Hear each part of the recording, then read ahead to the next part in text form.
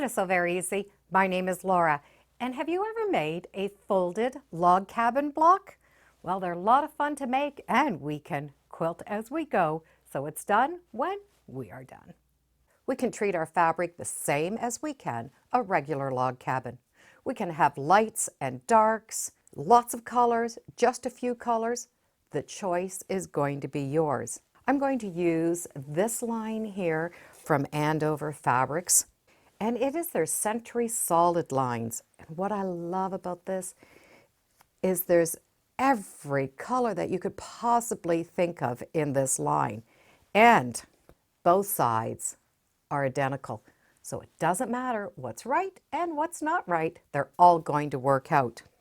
I am using 9 fabrics, but the one fabric I'm going to use is a foundation piece, and the other 8 are going to be the logs of that cabin. Now, a foundation piece means we are going to be stitching our fabric on top of another piece of fabric. And we're going to make it as a quilt as you go. So we're going to have our foundation, our backing, and our batting all together. So we'll have the project done as we're sewing it.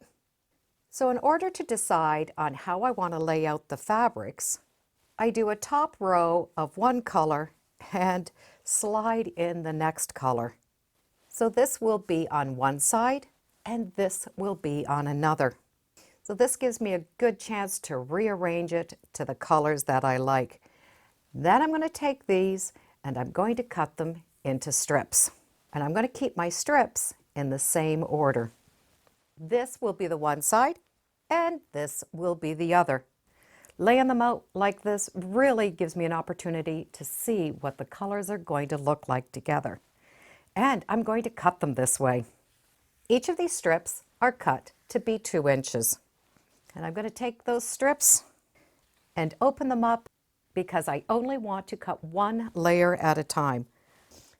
Then I can trim off those selvages and they're going to be ready to be cut. Laying them out this way will really help with the cutting. The cutting is going to be very easy. We have every measurement at 2 inches. Then we're going to start cutting double of each size. My first piece I'm going to cut at 2 inches, and it's my first strip.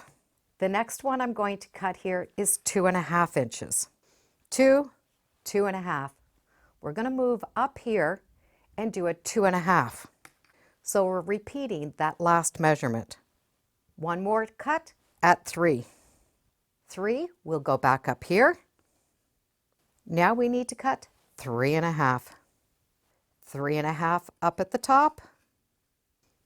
Now 4. 4, 4.5. And we're going to continue cutting it so that the last one will be the first one on that next row. And we're always cutting up just a 1/2 inch. To keep myself in order, I use my finger as a counter. So I've just cut the 4.5 and I keep my finger there so I know that was my last cut. So I know I'm going to be able to move up and I move my finger down. That 5 is what I want. Now I'm going to move it over. It's this transfer that I want to make sure is right. Now 5.5. So we will always have 2 pieces cut the same size. Once I finish that one row, whatever this measurement is, I'm going to bring it right back down to my first one. My piece was 6 inches, so I go to 6 inches. 6.5. Go back up to 6.5 and 7. So I'm doing the one row, I'm doing the next row, and I'm going to go right up until I cut to an 11-inch mark. So the last piece I cut was 11 inches. We can stack them now in the same order that we cut them.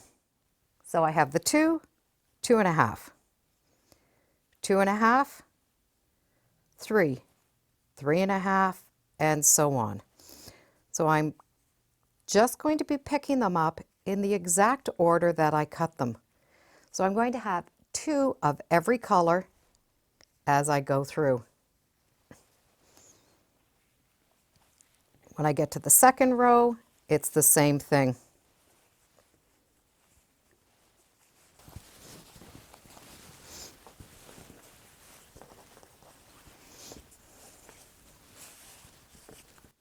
This is all we are going to need for one 12-inch block. We now have 2 of each color, and they've gone up in size. Now we get to work on our foundation. And I need to start with the center point. Oh, I'm going to fold it and just finger press it. The first measurement I need to do is 2 inches. From there, we need to draw 1/2 inch lines coming off of that center on all 4 sides. So those lines are really long. I'm not worried about them. I'd rather them longer than shorter. 2 inches, 1/2 inch, all the way along. We can now take that and make a little quilt sandwich. You could definitely use something lighter like a pencil. I just wanted you to be able to see those lines. I did start with a fabric piece a little bit over 12.5 inches. We're going to start stitching around this center. If we don't like this color of fabric and we want to put a fabric in here, we can. We just need a 2-inch square. So we can start with a 2-inch square or start with that fabric. I'll start with that 2-inch square so you'll be able to see that difference. From here, we are going to be stitching and flipping. These lines that we drew are placement lines. They are not stitching lines. And we're going to be able to take this fabric and go right to the machine and do this sewing. This is the pile that I cut. We have 2 of each color and the sizes varied. I will take that first one. It's 2 inches. It will match that 2-inch piece. Slide it over and we're going to match that drawn line. I'm going to use a 1/4 inch and stitch following that edge. When I come off the fabric, I'm just going to lift up everything and bring a thread tail. And I'm going to bring both of those threads up to the front. So you can just give those a tug. You'll see a little loop in there and just pull those threads to the top. We are not going to knot them, but this is keeping the threads under so that our quilting on the back will look nice. We're going to take this little flap and move it to that next line we drew. So when we do that, there is the fold. The stitching line is inside and I have the fold. And I would recommend pinning so the pins are coming out. I have my threads out and my pins out. From here, you need to decide, are you going to go left or are you going to go right? The decision is strictly up to you. I like to turn my fabric clockwise. So I'm going to turn. I get that next piece of fabric and it will match up. We're going to make sure that that fold stays down. You can see where that pin coming out. We can pick that up, place it over, stitch that 1/4 inch. And pull both of those tails up to the top. I will have a thread tail sticking out from underneath and I can trim that off. So we're always going to have clean work and it's going to make the back really nice. That edge now comes to that next line we drew. We have that fold, the stitching's underneath, line it up to your drawn line. I like to make sure my threads are out, rotate it, we get the next color. The next one was that same size and we're going to have that and it's going to match up. So we have that little fold underneath. Replace that pin and stitch. When we come to the end, we do want to bring up those thread tails. We don't need a lot of thread tails because they will just get stitched down from each row. So just pop those up. Trim off that thread tail underneath, fold to your next line. So we have the stitching line and that fold. We're going to be able to continue to go around clockwise. The fabrics will always match. Trim off the threads, flip it down, turn around, and keep going all the way around. We are going to just continuously go around, and all of these little pieces are now little folds. As the pieces get longer, you can put some additional pins, but we are always following that drawn line to place things. And then we're stitching in that 1/4 inch. And by pulling those threads up and trimming them, it does give that back a beautiful finish. Let me get the rest of the strips on, and I'll show you how pretty this is when it's done. I'm finished all of my rounds, and that last piece I fold over and then stitch all the way around using a scant 1/4 inch seam allowance, because this will now be ready for binding.